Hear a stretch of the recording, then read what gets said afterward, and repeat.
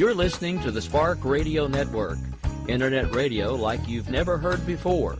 Innovation, creativity, and imagination are all said to begin with a spark. So fasten your seatbelt and take the ride of your life and listen for the spark.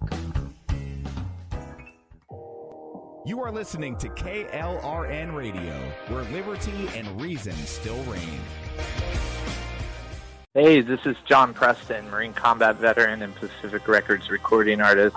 Just reaching out to have you check out our new album, Battle Cry, Songs of America's Heroes, an album featuring phenomenal other combat veteran artists like Scott Brown of the Scooter Brown Band, Ryan Weaver, Rowdy Johnson, just an incredible mix of people. This is all veterans telling our stories and our lives, and we're giving 100% of our proceeds to the Valkyrie Initiative to help veterans and first responders integrate back into society. I myself have battled with post-traumatic stress for many years and lost my own brother, a Marine Corps veteran, to suicide. I ask that you step with us and make this happen. We are in pre-order right now and release on March 17th. Go to iTunes, go to Amazon, buy. We plan on making the charts and making it at a very high level, and your support right now makes a difference. This is the release of my new song, Superman Falls, which is actually about the loss of my own brother, which happened last year, and I would love for everyone to check it out, to listen, and hopefully it'll make a difference in many lives.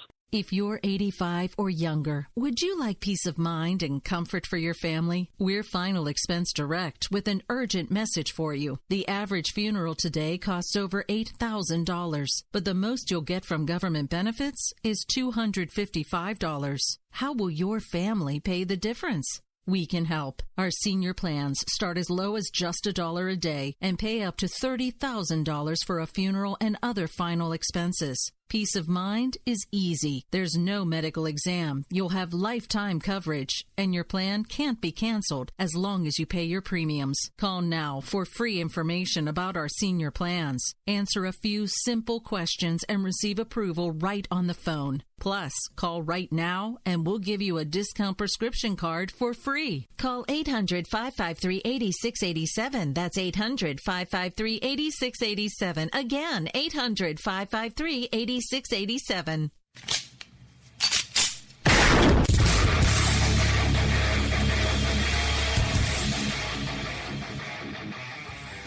This is Slickery Trigger for Rebel Road Tactical. With proper care and feeding, your pistol will be ready when you need it, there to save your life. Shouldn't your gear be that good? Whether you need a holster for comfortable everyday carry or a tough-as-nails holster for your next training course, Rebel Road Tactical has what you need. Check us out on the web at rebelroadtactical.com.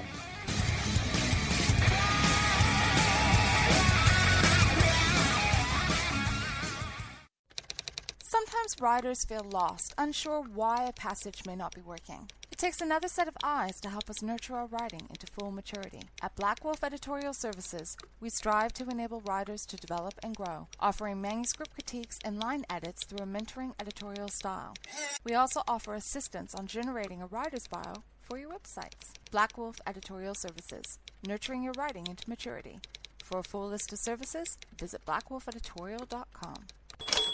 Here's George Foreman with InventHelp. Hi, I'm George Foreman. Do you have an idea for a new product or invention? People ask me all the time, George, how do I get my idea in front of companies? How do I get a patent? What do I do next? Do you have the same questions? I'll tell you like I'll tell them all. Call my friends at InventHelp. Call InventHelp today for free information. InventHelp has been helping inventors for more than 30 years and has sales offices nationwide. InventHelp can submit your invention to companies who are interested in receiving new ideas. If you have an idea and want to try to patent it and submit it to companies, you should call InventHelp today for free information. Listen, I can't guarantee a company will be interested in your idea, but I believe every inventor deserves the opportunity to step into the ring and take their best shot. Put InventHelp in your corner. To get your free inventor's information, call 1-800-353-6490. That's 1-800-353-6490. Again, 1-800-353-6490. KLRN Radio has advertising rates available. We have rates to fit almost any budget. Contact us at advertising@klrnradio.com.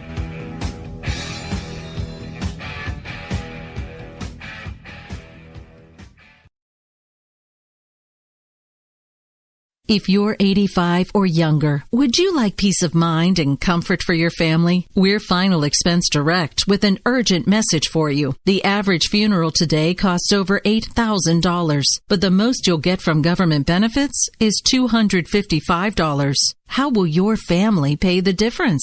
We can help. Our senior plans start as low as just $1 a day and pay up to $30,000 for a funeral and other final expenses. Peace of mind is easy. There's no medical exam. You'll have lifetime coverage, and your plan can't be canceled as long as you pay your premiums. Call now for free information about our senior plans. Answer a few simple questions and receive approval right on the phone. Plus, call right now and we'll give you a discount prescription card for free. Call 800-553-8687. That's 800-553-8687. Again, 800-553-8687. 687.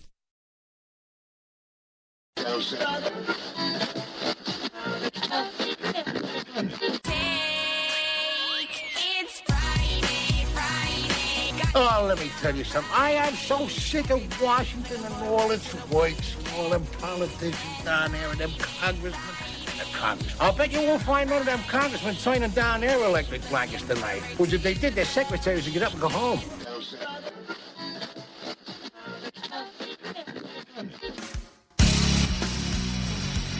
We gotta do something. Absolutely. You know what we gotta do? Toga party. Toga! Toga! Toga! Toga! Toga! Toga! Toga! Toga!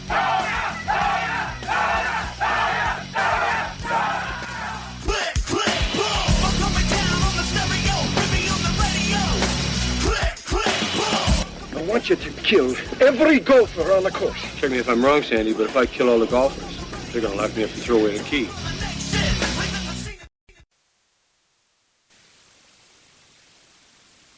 Fire and brimstone coming down from the skies. Rivers and seas boiling. 40 years of darkness, earthquakes, volcanoes. The dead rising from the grave. Human sacrifice, dogs and cats living together. Mass hysteria.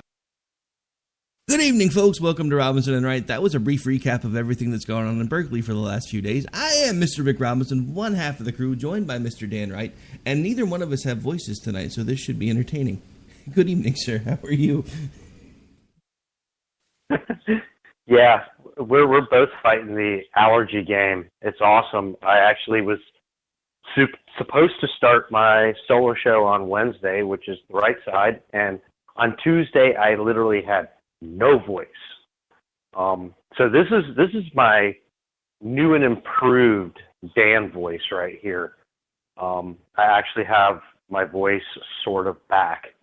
I would get like the first syllable of a word out and everything would go silent. That's how bad it was on Tuesday. I don't know. You've got a little more bass going on. You kind of sound a little bit like Barry White. I'm just saying. You want me to sing? No, please don't. We'll lose the one listener. So anyway, lots of stuff going on in the news. Anything you want to lead off with? Well, there's all kinds of stuff going on.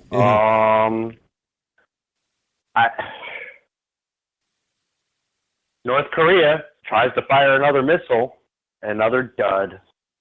I'm so lonely. I don't know. I guess he's reaching out for He friends. spent yesterday firing rockets into a hill to try to intimidate us. He lined up all of his mobile rocket launchers and fired a few $1 million worth of rockets to destroy a hill to make us think he's bad or something. I don't. The guy wants to keep poking. He's going to cause some serious problems for himself in this country. I don't understand the logic. I mean, what kind of a show of strength is it to line up a bunch of mobile rocket launchers and shoot them at a hill? I mean, what does it prove? It proves that his citizens are all hungry, and he can blow millions of dollars throwing rockets into a hill. I mean, I'm just curious. What is his exact thought process? Oh, America, this would be you if only my missiles could reach you. Wah! But they can't.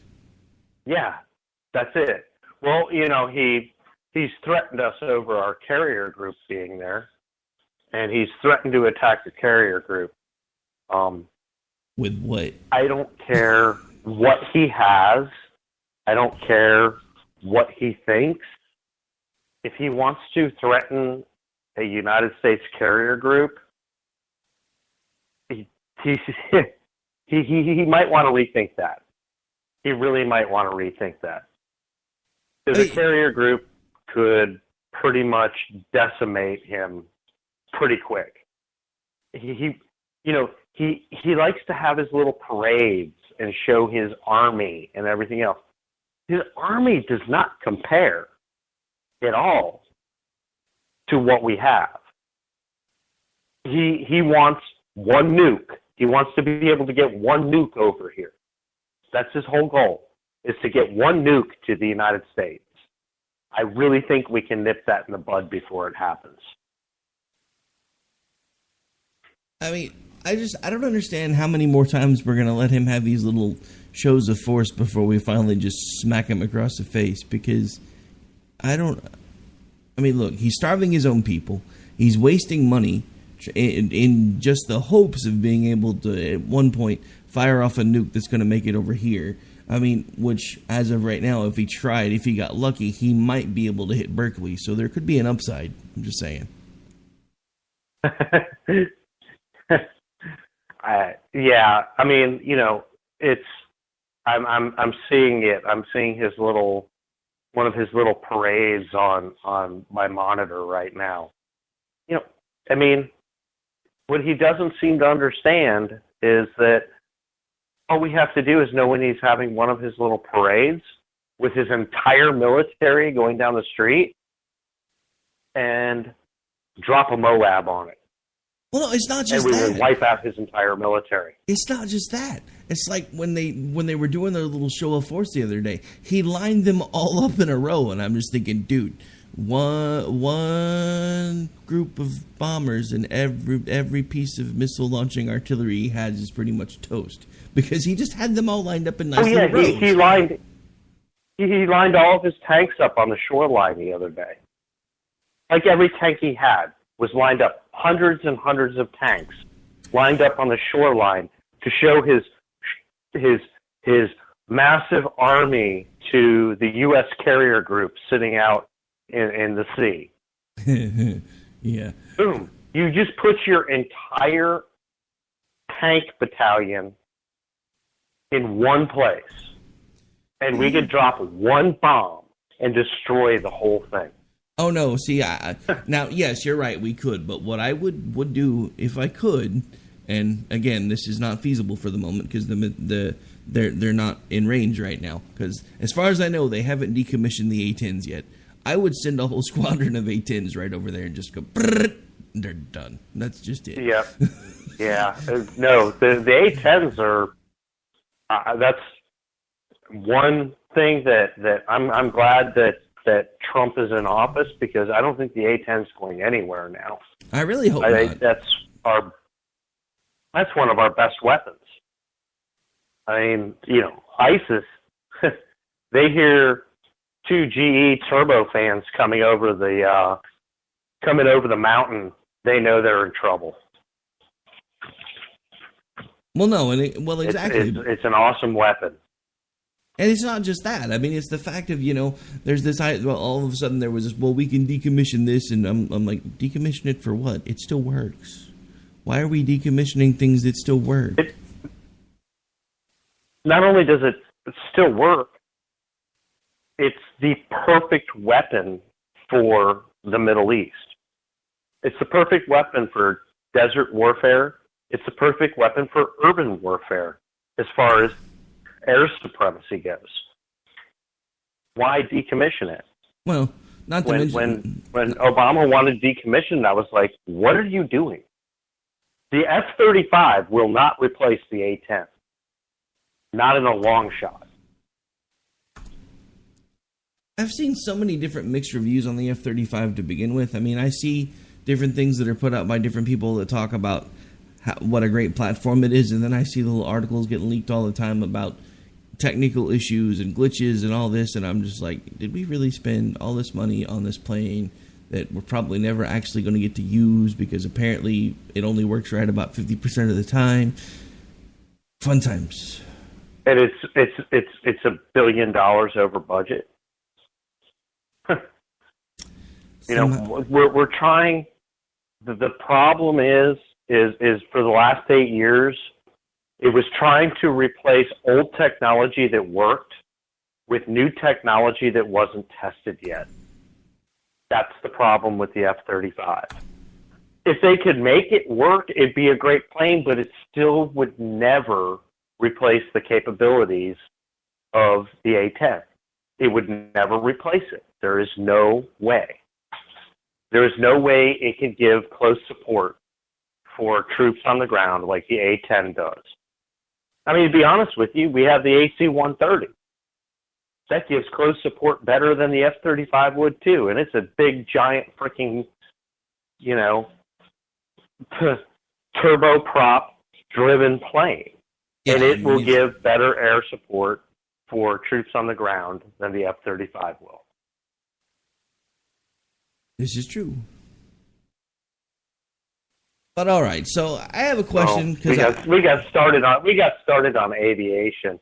I could do shows on aviation. Oh, me too. That was one of my dreams as a kid was to be a fighter pilot, and because of eyesight issues, it was never a possibility. So I did other things instead, but it still didn't stop me from learning pretty much everything I could about aviation. And I grew up in a perfect time when they started putting out pretty realistic flight simulators. So I spent most of my teenage years dreaming that I was a pilot and blowing things up, even though I can't because I'd always had a bit of an eye issue, and as I'd gotten older, it had gotten a little worse. I did a surgery when I was a kid to get rid of it, and then fate gave it back to me while I was breaking up a bar fight. I just never bothered to get it fixed again because I'm like, screw it, I don't care anymore. I'm tired of having surgeries.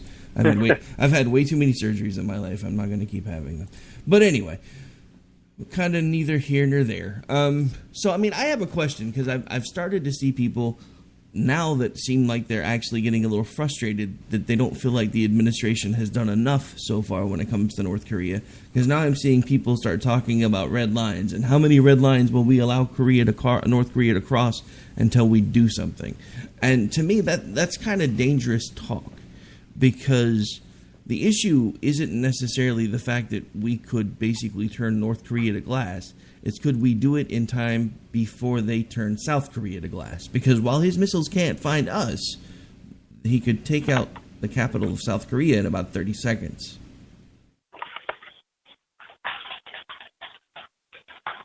Yeah,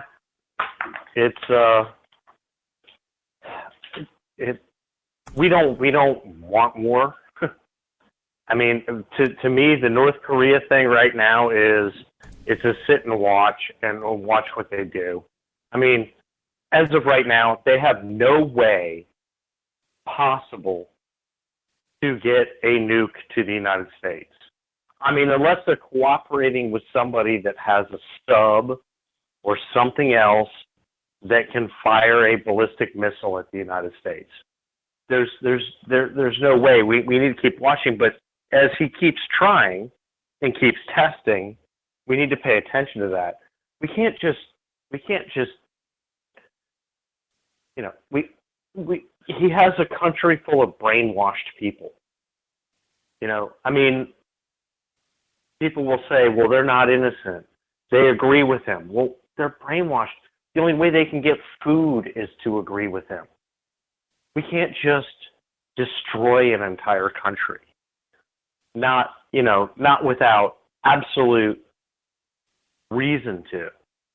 And red lines, you can sit here and put red lines. I think the red line is he has the capability.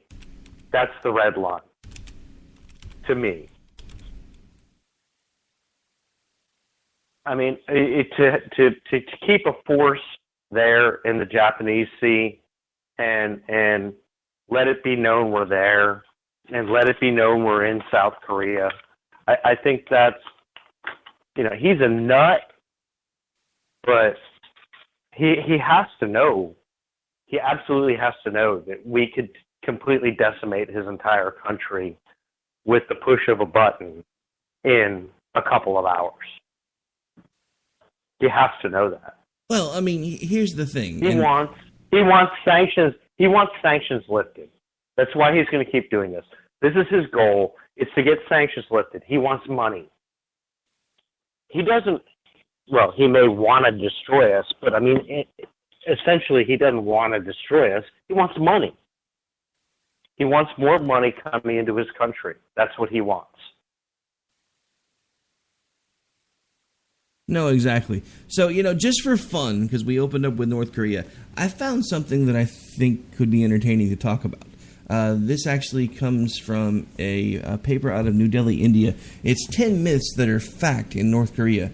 Myth number 1, Kim Jong-il invented the hamburger, as far as North Korea is concerned. Kim Jong-il had a supernatural birth. Move over, Jesus. Based on Kim Jong-il's official biography, he was born on Korea's most sacred mountain, Mount Baekdo. At the moment of his birth, a new star formed and illuminated the sky. The seasons suddenly changed from winter to spring. A double rainbow appeared. Beautiful but Soviet records plant a beautiful rainbow appeared. Yes, I guess this is being translated, so it's a little hard to read. Soviet records paint a far more boring picture. Kim Jong-il seemed to have been born in 1941 in the Siberian village of Vostovia. Kim Jong-il is a fashion icon, is another myth. Kim Jong-il invented the hamburger, gone over that one already. Kim Jong-il was a master golfer. Maybe that's why he was always so mad at Obama. Maybe he was mad because he never invited him. Kim Jong-il's never used a toilet. The Japanese stole time. AIDS, Ebola, MERS, and SARS are all easily curable, according to Kim Jong-un, or ill. And number 10, there is no internet, as far as Kim Jong-il and now Kim Jong-un and the North Korean government are concerned. Now, the reason I brought this up was because you were talking about the fact that everybody's like, well, they're complicit in this because these people know what's going on. No, these people know what they're told to know. And they live in a country where they're not allowed to disagree, or they're not allowed to eat, or they don't have housing, or they don't have clothes, or they don't have a car. Very few of them have those things anyway. But the simple fact of the matter is you cannot disagree with the state, or you don't have the things that you need. It's one of the reasons why a lot of us in America right now are jumping up, yelling, screaming, waving our arms, saying, do you realize what you're doing when you give the government control of your health care? Do you realize what you're doing when you start saying you want the government to help you pay for your education? You want them to make it free for you. That means they're going to start being able to tell you what you're going to be able to be educated in if you want to be able to go to school. The more you give government control, the less free you are. These things that we're laughing about right now are proof of just how screwed up that country is. And I guarantee you, 95% of the people that live there, even if they don't believe those things, they repeat them because they have to.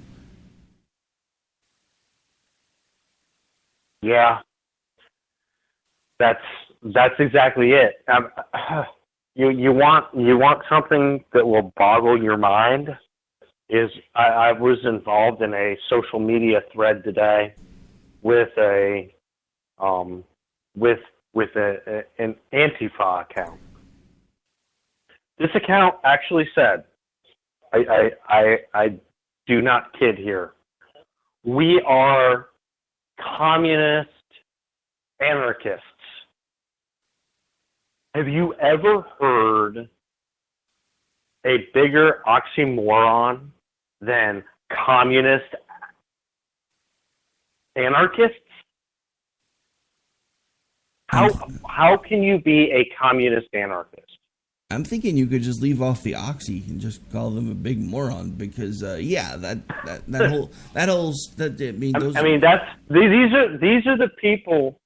the people we are dealing with now.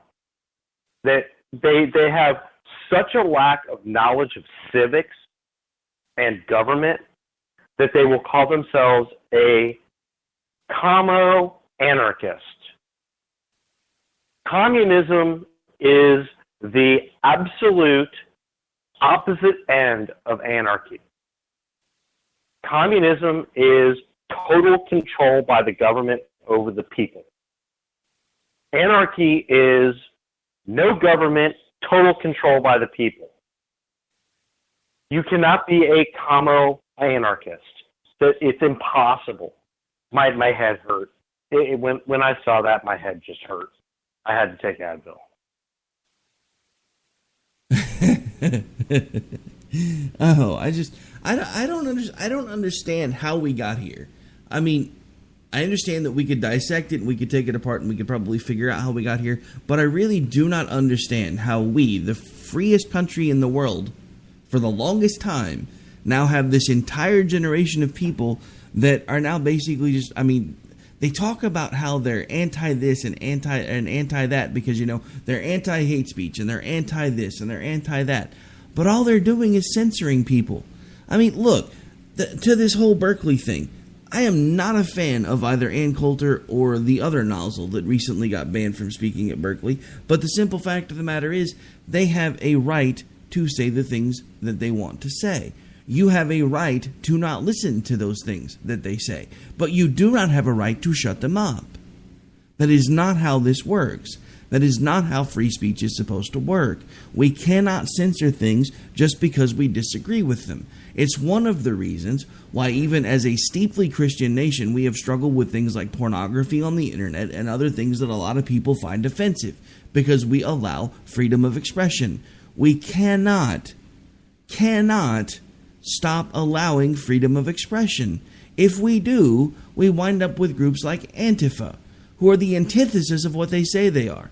They are saying they're anti-fascist while they're behaving as fascist. It makes absolutely no sense to say that you're standing up for something when you're keeping other people from practicing the same thing that you hold dear. When you say you want to be able to stand up and use Twitter to get your platform across, and you're something like Antifa, and yet you're keeping other people from being able to use the same type of platforms in public places to get their platforms across, you are a hypocrite. Plain, simple, period. I'm tired of hypocrisy everywhere. There is so much hypocrisy in this country today that it is pathetic. We have all of these people that say they're for free speech until they hear something they disagree with and then they want it removed. And this is happening everywhere. It's pathetic. Well, yeah, that's, you know, I mean, I've said it. I had on social media a little open letter to Antifa. I believe in your right to say what you want to say, but what you're doing is the definition of fascism. So cut the S. That's my letter to them. You know, I mean, they pick a name that's anti-fascist, and then they act like total fascists.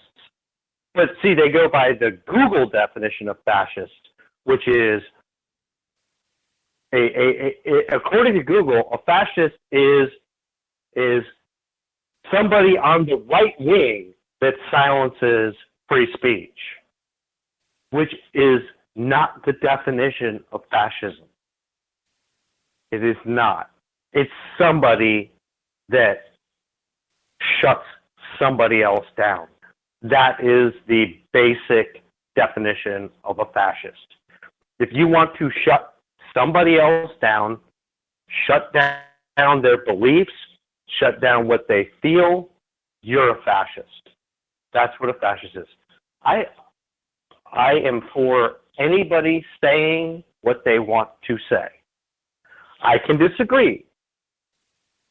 You can disagree. We can all disagree. Everybody can disagree with each other. That's fine. As soon as you try to shut it down, you are a fascist. You know, it's interesting that you bring that up because I had never actually looked at that before. But you're right. The very first definition of fascism, when you pull it up on Google, talks completely about it being a right-wing ideology system, an authoritarian and nationalistic right-wing system of government and social organization. and then it gives the breakdown. But then you click on Merriam-Webster, and the definition is completely different.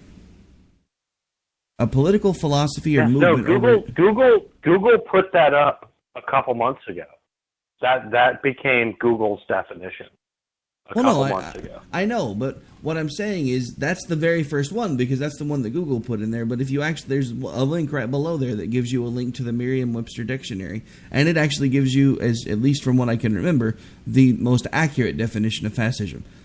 Often capitalized, a political philosophy, movement, or regime such as that of the fascisti that exalts a nation and often race above the individual, that stands for centralized autocratic government headed by a dictatorial leader.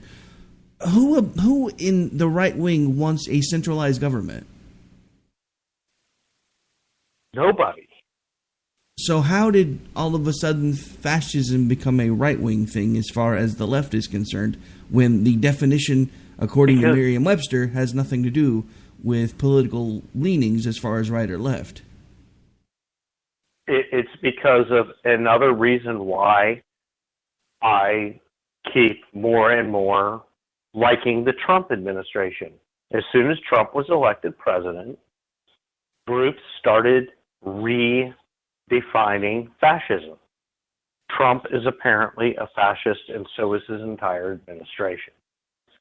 And I am not a quote-unquote Trump supporter, but I am more and more grasping what he's doing. Even the other day, and it was actually a report on Fox, and the report said that the quote-unquote tax reform, which I'm seeing more and more as tax reform, but this was the other day before it came out. They said, this was the report. It said, tax cuts for corporations and tax cuts for the poor. And it said nothing about the middle class. I posted a tweet. I was ticked. I posted a tweet and I said, here we go. I'm getting screwed again. We're all getting screwed again. The middle class is getting screwed again. Boom. Well, Fox jumped the gun. And it actually, I started looking into it, and I corrected myself last night. I corrected myself. This tax reform bill is actually pretty good. It's pretty good for everybody.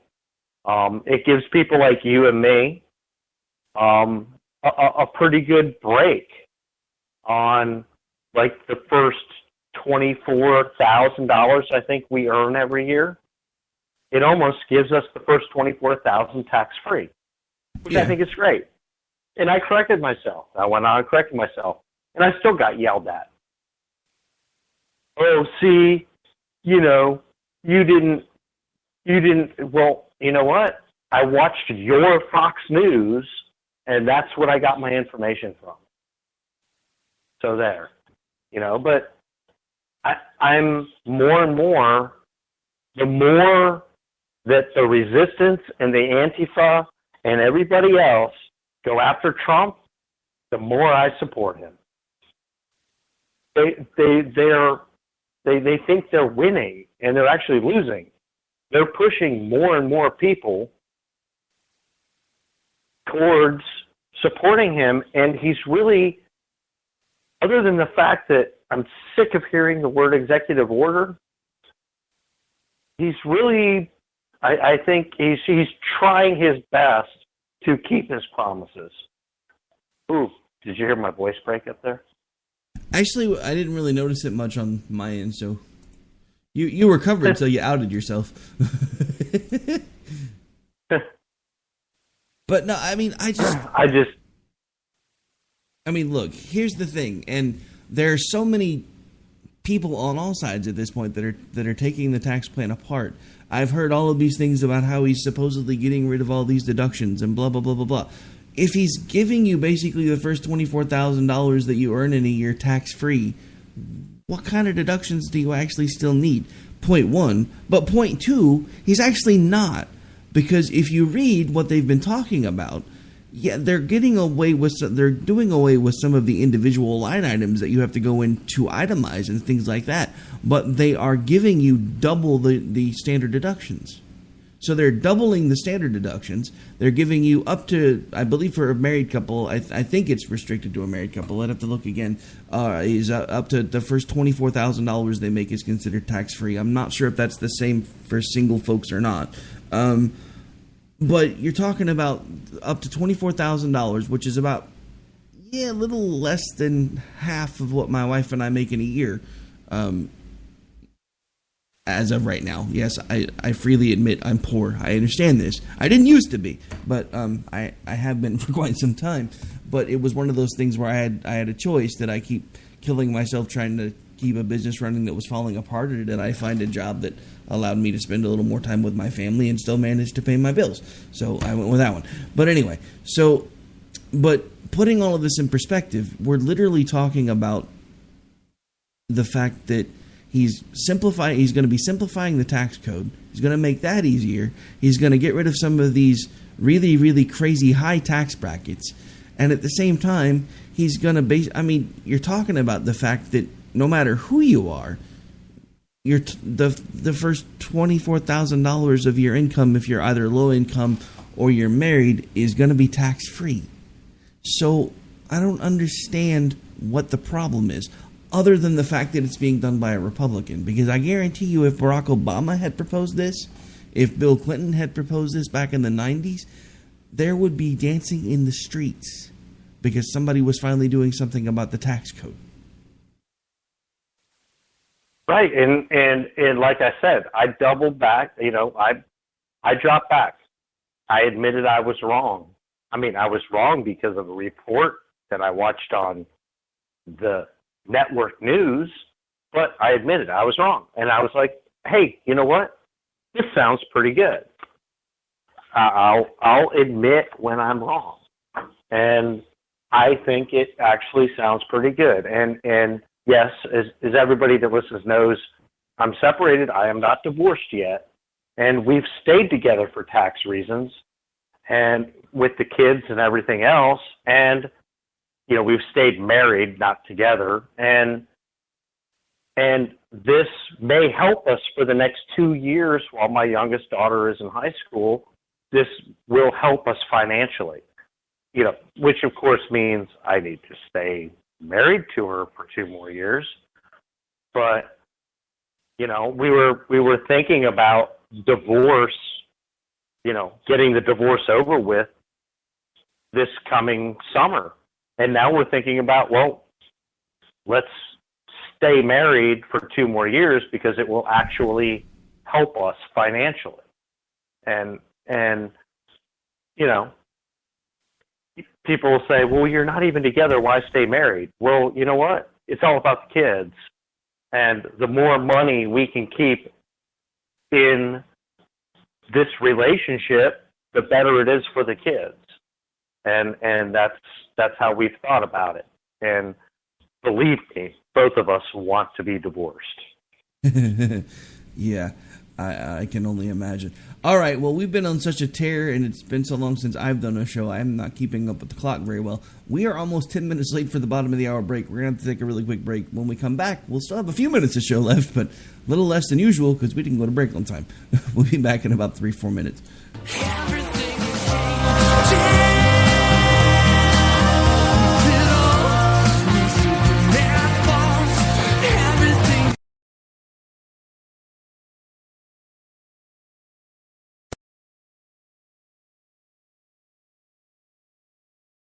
Hey, this is John Preston, Marine Combat Veteran and Pacific Records recording artist. Just reaching out to have you check out our new album, Battle Cry, Songs of America's Heroes, an album featuring phenomenal other combat veteran artists like Scott Brown of the Scooter Brown Band, Ryan Weaver, Rowdy Johnson, just an incredible mix of people. This is all veterans telling our stories and our lives, and we're giving 100% of our proceeds to the Valkyrie Initiative to help veterans and first responders integrate back into society. I myself myself have battled with post-traumatic stress for many years and lost my own brother, a Marine Corps veteran, to suicide. I ask that you step with us and make this happen. We are in pre-order right now and release on March 17th. Go to iTunes, go to Amazon, buy. We plan on making the charts and making it at a very high level, and your support right now makes a difference. This is the release of my new song, Superman Falls, which is actually about the loss of my own brother, which happened last year. And I would love for everyone to check it out, to listen, and hopefully it'll make a difference in many lives.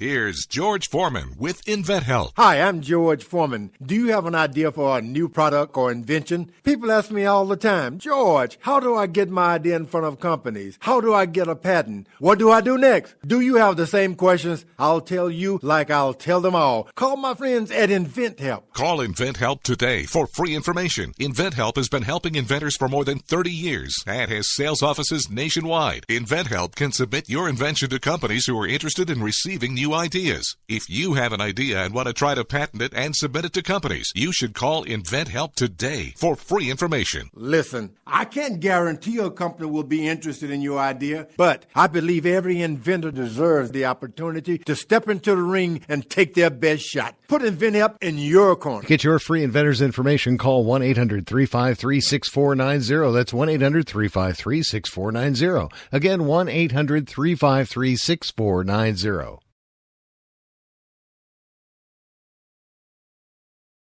If you're 85 or younger, would you like peace of mind and comfort for your family? We're Final Expense Direct with an urgent message for you. The average funeral today costs over $8,000, but the most you'll get from government benefits is $255. How will your family pay the difference? We can help. Our senior plans start as low as just $1 a day and pay up to $30,000 for a funeral and other final expenses. Peace of mind is easy. There's no medical exam. You'll have lifetime coverage, and your plan can't be canceled as long as you pay your premiums. Call now for free information about our senior plans. Answer a few simple questions and receive approval right on the phone. Plus, call right now and we'll give you a discount prescription card for free. Call 800-553-8687. That's 800-553-8687. Again, 800-553-8687. 8687.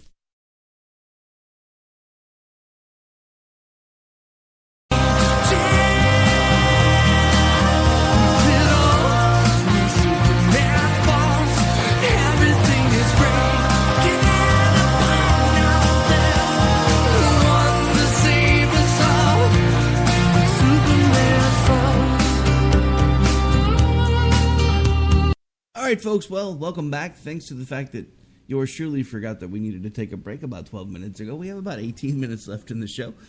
Still got lots of things to talk about. To kind of backtrack a little bit, because we've been talking about Antifa and everything else. Berkeley and the riots, or the protests, I'm sorry, I call them riots, in Berkeley over supposed free speech, which I'm confused about, because if you're actually trying to keep somebody from talking, I'm not sure how that is a free speech protest. However, there was something that I heard about today that I just had to share just in case nobody else has heard it.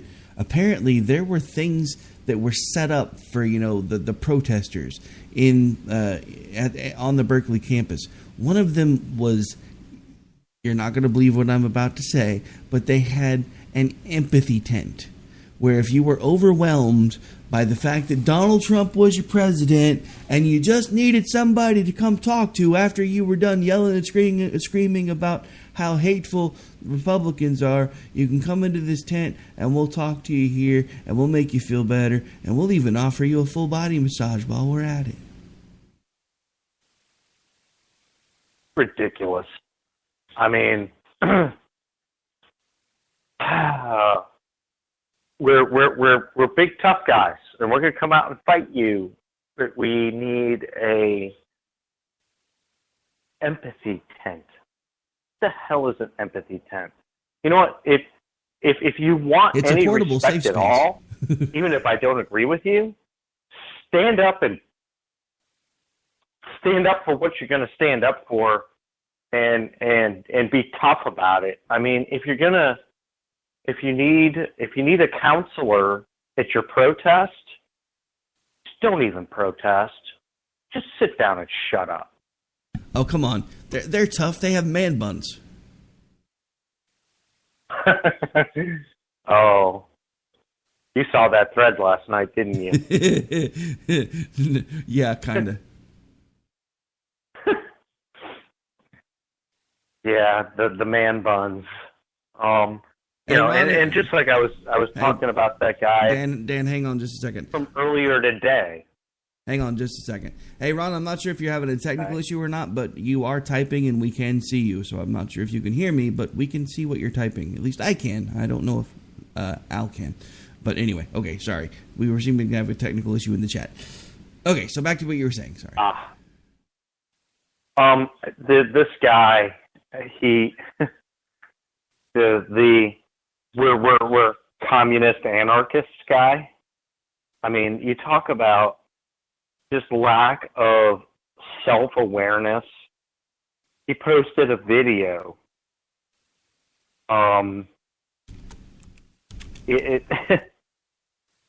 This video that he posted was just calling out. I'm sorry. I'm looking for a name. Calling out Elliot Hamilton, who's a writer for the Daily Wire, and he posted this video with his little mask on and his glasses, and he's calling out Elliot, and he's literally stuttering. He's so nervous, but he's trying to look tough and sound tough, and calling him out and saying, "Come out to our protest in Boston on the 13th of next month, and then we'll debate this because you're just a statist and we're communist anarchists." And it's like, really, dude? I mean, he's literally stuttering through this video, thinking he looks tough, and it's just. I mean, I just basically said something along the lines of, if I was your father, I'd smack you upside the head right now.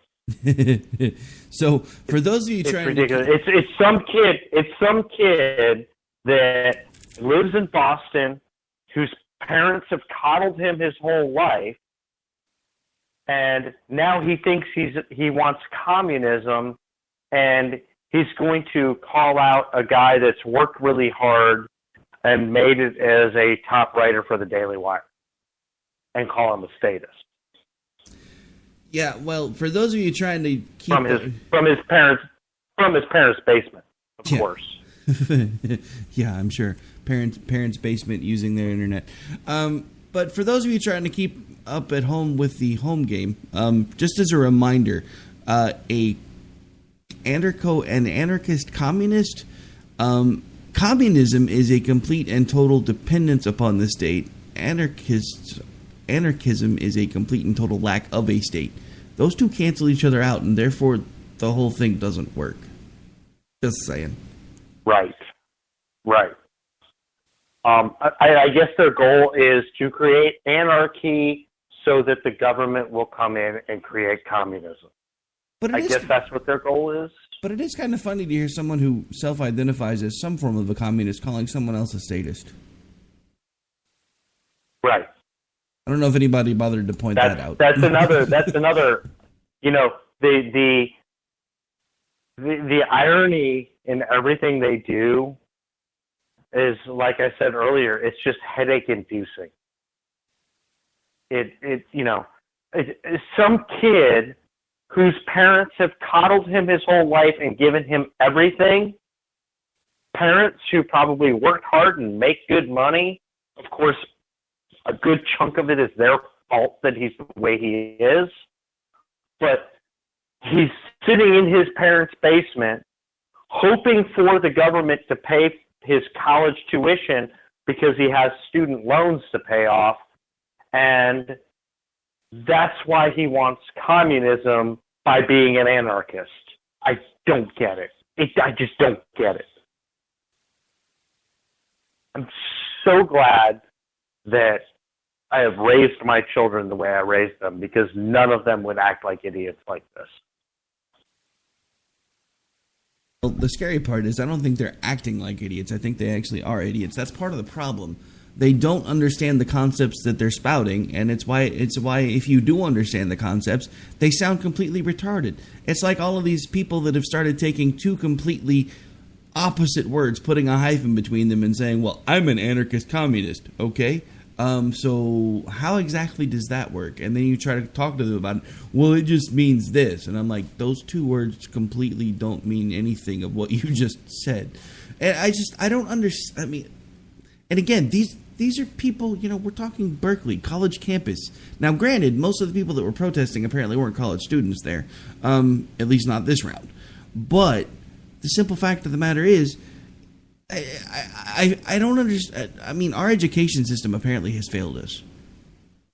I mean, there's no other way around this at this point. Public education is dumb. I mean, public education has been set up to create this. It's totally been set up to create this. No, you're right, and that's one of the things that I've been saying now for years, that nobody wanted to listen to me, and now it's too late.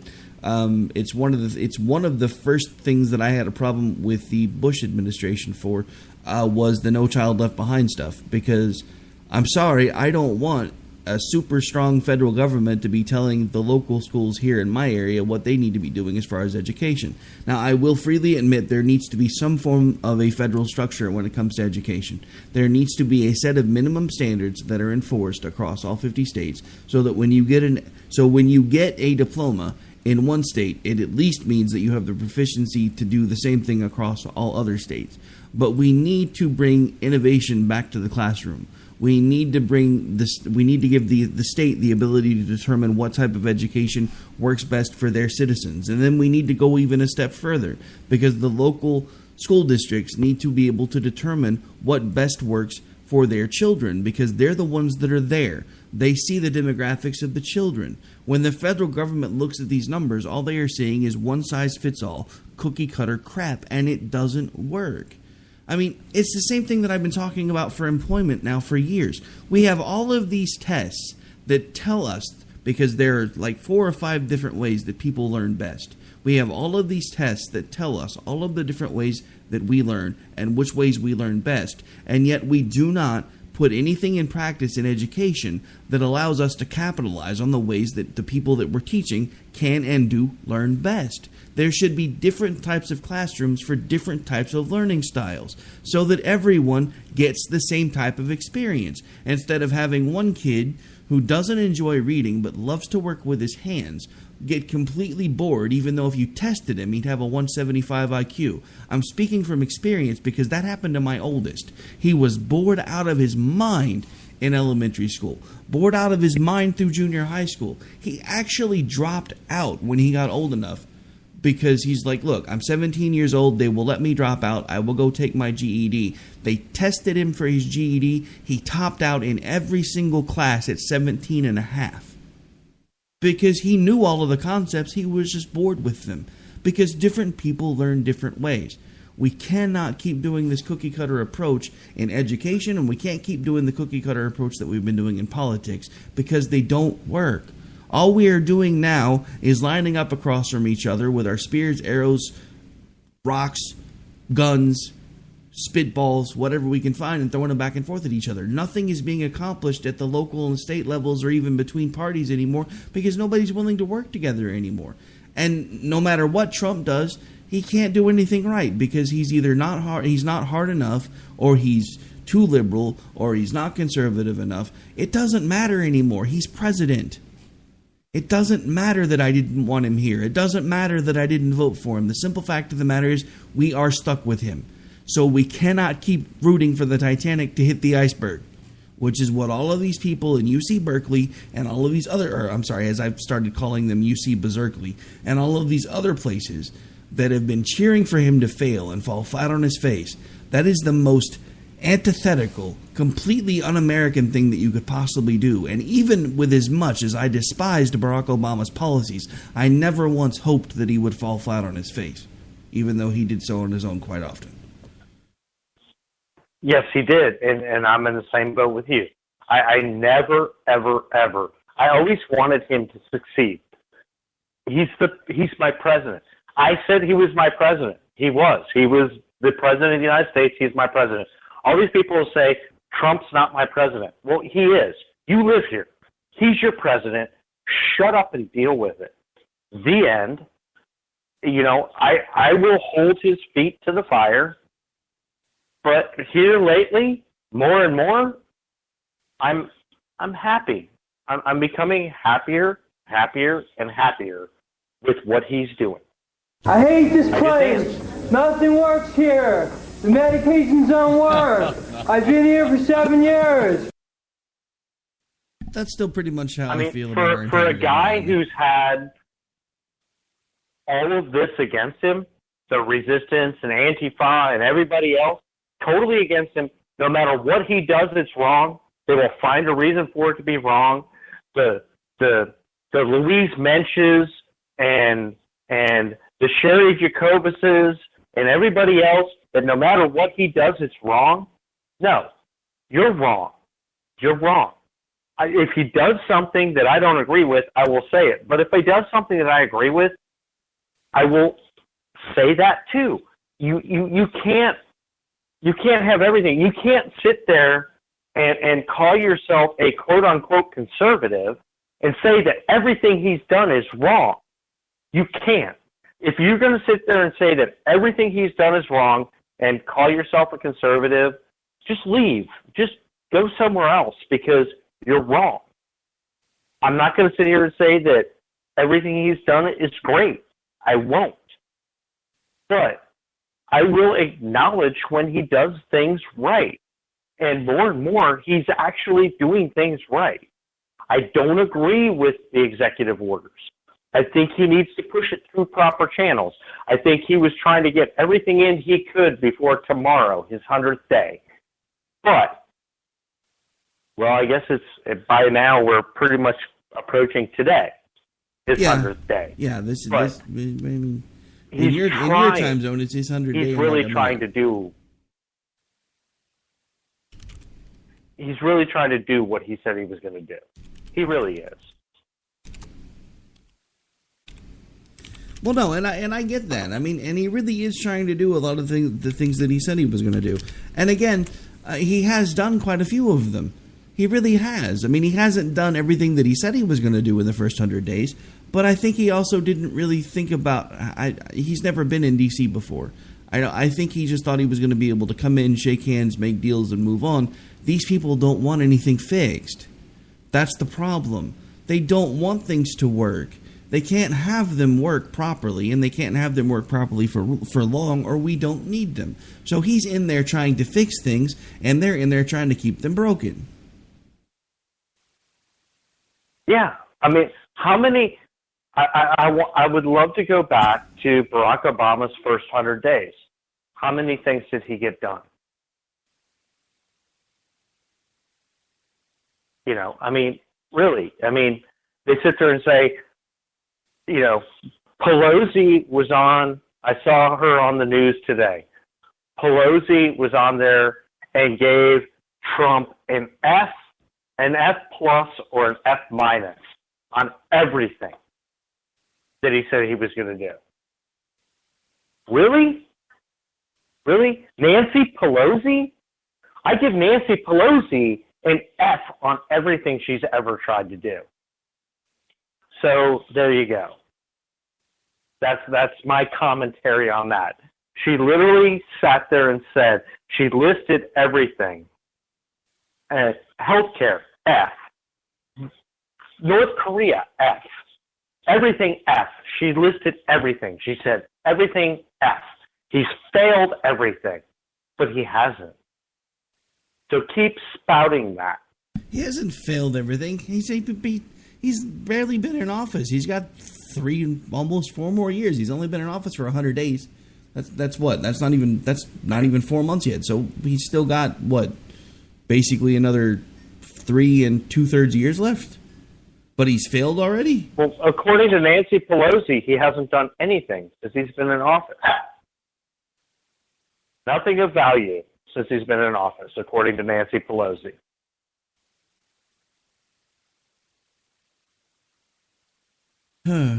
By the way, how much talking does she have to do before her face cracks? I was just wondering.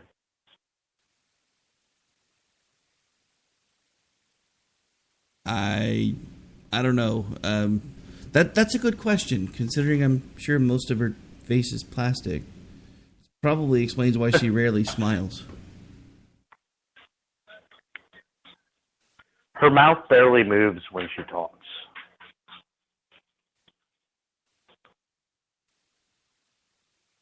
All right, well, believe it or not, we are just about out of time already, so we need to start wrapping things up. Anything else you want to touch on real quick? No, we pretty much, we hit everything. Everything is, to me right now, everything seems to be North Korea and Antifa. That seems to be the two big subjects going on, and we hit on those pretty good. Yeah, one last thing that I really wanted to touch on just on the way out the door, because we really hadn't had a chance to talk about it yet, was the recent situation where ISIS was actually, few folks from ISIS were devoured by some wild boars. That's just hilarious. Oh, yes. Oh, that was a fantastic story. You want to talk Killed by irony. bacon. You want to talk about irony. Bacon lids a hand in wiping out ISIS, film at 11.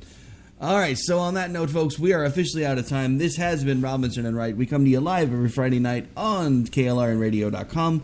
We usually start at about 10 p.m. Central or 11 p.m. Eastern. Used to run for 2 hours. Now we run for about an hour at some point. We may or may not extend it. Again, not sure, because it sure seems like the hour goes by way too fast. But on that note, we are out of here. Take care. God bless. I will be back with you live Monday night right here on KLRNradio.com for America Off the Rails. God willing, as long as we don't get flooded out, because apparently there are like tornadoes firing off to the north of me and softball-sized hail and all kinds of fun stuff. So it could be a really fun night. Please pray that I don't wake up in Kansas. Be safe, brother. Or Oz, whichever one. All right. Good night, folks. Take care. We're out.